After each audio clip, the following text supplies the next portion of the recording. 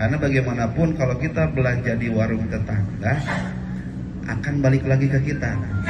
Di RW 2 hiji terus di Romansa kalau urusan anjeun oge di Badan Pengawas BUMDes Desa Cileunyi di Wetan.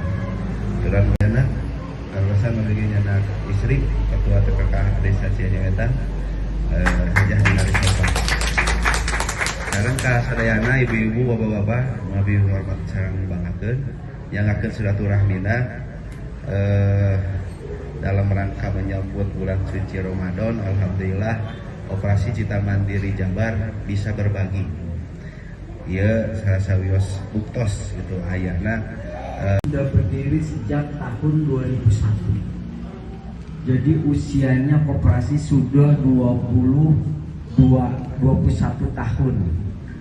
Alhamdulillah kita